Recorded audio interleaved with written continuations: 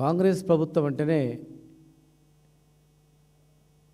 70 సంవత్సరాలు 80 సంవత్సరాలు ఈ దేశాన్ని రాష్ట్రాన్ని పరిపాలించింది కాంగ్రెస్ కూటమి బీజేపీ కూటమి.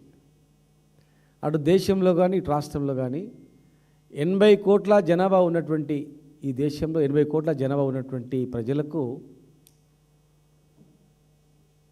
ప్రతి సంవత్సరము మోసం చేయడమే తప్ప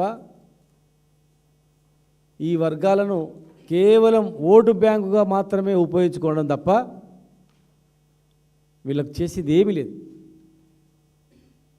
ప్రతి సంవత్సరం మోసమే, ప్రతి ఎలక్షన్లో దగానే. మళ్ళీ వీళ్ళ పేర్లు చెప్పుకోకుండా ఓట్లు అడగకుండా పోయే ప్రసక్తే లేదు. వీళ్ళ హామీలతోనే మోసం చేయడం, గెలవడం అంతే. అత్యధిక జనాభా ఉన్నటువంటి వాళ్ళు వీళ్ళ ఓట్ల వల్లనే మేము అధికారంలోకి వచ్చినాం, వీళ్ళ ఓట్ల వల్లనే మేము అనుభవిస్తున్నాం. కనీసం వీళ్లకు ఇలాంటి చిన్న చిన్న అవసరాలన్నా తీర్చపోతే, ఈ వృత్తులను కాపాడపోతే, ఒక సామాజిక న్యాయం అనేది ఇవ్వకపోతే, వీళ్ళు తిరగబడితే మన పరిస్థితి ఏముంటుందని అర్థం కూడా చేసుకోకుండా, ఆలోచన చేయకుండా మోసం తప్ప వేరే ఏం లేదు. ఈరోజు ఈ రాష్ట్రంలో ఈ కాంగ్రెస్ ప్రభుత్వం మరీ బరి తెగించింది పూర్తిగా. కాంగ్రెస్ పార్టీ ఎప్పుడు అధికారంలో వచ్చినా రావడానికి ఈ వర్గాల వాళ్ళే, రైతులు, బీసీలు, ఎస్సీలు, ఎస్టీలు నోటికొచ్చిన హామీలు ఇవ్వడం, విస్మరించడం, దగా చేయడం. అంటే ఓన్లీ వీళ్ళని ఓటు బ్యాంకు, ఓటు ఇన్స్ట్రుమెంట్ వాడుతున్నారు అంతే. ఇన్ని సంవత్సరాలు మీ ఆటలు సాగినవేమో ఇప్పుడు సాగవు. రైతులకు రేపే రుణమాఫీ అవుతుంది, లోన్లు తెచ్చుకోండి. రైతులకు, రైతు కూలీలకు, కౌలుదారులకు కూడా మేము ఇస్తాం. కౌలుదారులు ఎక్కువ కూడా బీసీలు ఉన్నారు, ఎస్సీ ఎస్టీలు ఉన్నారు, బీసీ వర్గాలు ఉన్నాయి. మీకు కూడా రైతు బంధు ఇస్తాం, మీకు కూడా భరోసా ఇస్తామన్నారు. నట్టేట రైతులను ముంచింది, నట్టేట కుల వృత్తులనన్నీ నాశనం, విధ్వంసం చేసింది, మొత్తం విధ్వంసం చేసింది. అత్యధిక బీసీలలో బతుకుదెరువు చేపలు పట్టుకోవడం, అత్యధిక శాతం గొర్రెలు మేపడానుకోవడం, అత్యధిక శాతం చేనేత పనులు చేసుకోవడం, అత్యధిక శాతం చెట్లెక్కి గల్లు గీయడం, అత్యధిక శాతం బట్టలు ఉతుకోవడం, ఎన్నో వృత్తులు ఇవన్నీ. నాయ బ్రాహ్మణులు. మరి ఈరోజు కనీసం ఒక్క వృత్తి కూడా బాగుపడలే. ఎన్నెన్ని చెప్పారు అసలు? ఒక్క అంశం అని ఉందా ఈ బడ్జెట్లో? 3 లక్షల కోట్ల పైగా ఉన్నటువంటి బడ్జెట్లో 56% అని మీరే డిక్లేర్ చేసిర్రు. 60% పైన ఉన్నా కూడా. మరి 56% మీరు ఇచ్చిన బడ్జెట్ ఎంత? 3.85. అంటే 3.85%. 56%లో ఇప్పటి వరకు ఖర్చు చేసింది 5,300 కోట్లు మాత్రమే. ఈ 2 సంవత్సరాల్లో కూడా సంవత్సరానికి 20,000 కోట్ల బడ్జెట్ ఇచ్చి 5 సంవత్సరాల్లో 1,00,000 కోట్ల బడ్జెట్ ఇస్తా ఉన్నటువంటి మీరు ఆ 3 లక్షల పైగా కోట్లు ఎవరివి? ఈ వర్గాల వాళ్ళు పన్ను కడితేనే వచ్చిన డబ్బులు. ఈ వర్గాలు మొత్తం కూడా ఈ ట్యాక్స్ రూపాయలు ఇచ్చిందే బడ్జెట్. అది 56% పైగా బడ్జెట్ పెడతామని చెప్పి, 1,00,000 కోట్లు పెడతామని చెప్పి 56% జనాభాకు మీరు ఇచ్చేది 3.8%, 85%. ఇది ఎక్కడ ధర్మం?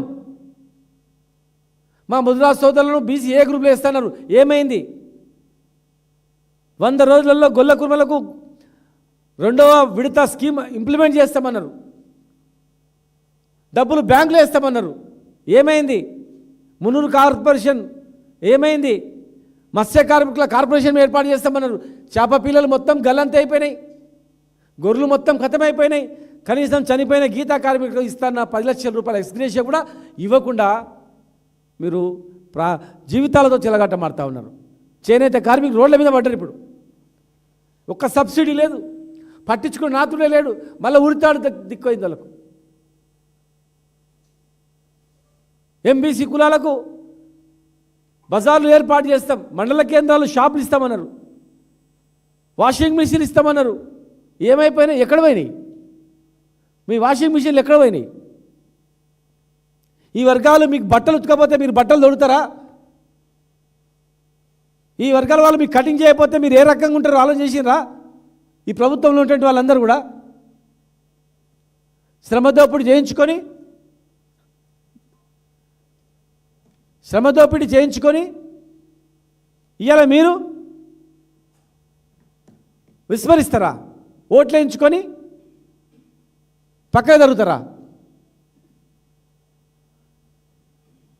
అంటే వీళ్ళు ఎవరేమో చేయరన్నా మీ ఉద్దేశం? వైన్ షాప్లలో రిజర్వేషన్ అన్నారు, లేదు. ఆత్మగౌరవ భవనాలు దాదాపు 10,000 కోట్ల విలువైనటువంటి భూములను మేము కేటాయిస్తే ఒక 3-4 యాదవ కురువ 3-4 బిల్డింగ్లు కట్టినాం. మిగతా ఇంతవరకు కట్టలే, నిధులు కేటాయించలే. ఆ భూములు అమ్ముకోవాలని చూస్తున్నారా? ఎందుకు నిధులు కేటాయిస్తలేరు? మేము కట్టిన బిల్డింగ్లకు రిబ్బన్ కట్ చేసారు. మా కురువ భవనం మేము బిల్డింగ్ కట్టిస్తే వచ్చి రిబ్బన్ కట్ చేసారు. కథం అంతే. కనపడట్లేదా? మెగా పవర్ రూమ్లు ఏర్పాటు చేస్తామన్నారు మా నారాయణపేట జిల్లాలో, కొత్తకోటలో, జనగాంలో, సిరిసిల్లాలో. ఏది లేదు. పోచంపల్లికి మనం పోతే మళ్ళీ ఉరితాడు దిక్కైంది సార్ అని చెప్తున్నాం. ఏం లేదు, ఎక్కడ కూడా ఏం లేదు. మా విశ్వకర్మ జాతిలో ఉన్నట్టు అందరూ కూడా మళ్ళీ రోడ్డు మీదకి వచ్చేసారు. వెదురు బొంగులకు పోతే కూడా, వెదురు బొంగులు చేయడానికి మా మేదర సోదరులు పోతే కూడా అది కూడా లేదు. సబ్సిడీ లేదు, ఏం లేదు, రుణాలు లేవు, ఏం లేవు. ఈరోజు ఒక ఫ్రీగా ఒక పైసా ఖర్చు కాకుండా ఇచ్చేటువంటిది విద్యా ఉద్యోగాలలో కూడా మీ ప్రస్తావన లేదు. స్థానిక సంస్థల్లో దాని మీద ప్రస్తావన లేదు. బడ్జెట్లో ఏది ప్రస్తావన లేదు. ఎంబీసీ కులాల మీద ఏదో ప్రేమ ఉన్నట్ల వాళ్ళని సపరేట్గా మీకు మంత్రిత్వ శాఖ ఇస్తాం, ప్రత్యేక నిధులు ఇస్తాం. ఒక్క పైసా లేదు. 10 కార్పొరేషన్లు ఏర్పాటు చేసిండ్రు, నిధులు 2 సంవత్సరాలు కేటాయించి ఒక్క సున్నా ఖర్చు పెట్టింది లేదు. కేవలం చైర్మన్ నియమిస్తున్నారు, బిల్డింగులు కూడా లేవు. ఒక్క దగ్గర నిధులు కేటాయించి ఇచ్చింది లేదు. సహకార శాఖలు నమోదైనటువంటి వాళ్ళకు 10 లక్షల రూపాయలు సొసైటీకి ఇస్తామన్నారు, ఒక్క పైసా ఇచ్చింది లేదు ఏ సొసైటీ కూడా. ఇంత దగ, ఇంత మోసమా?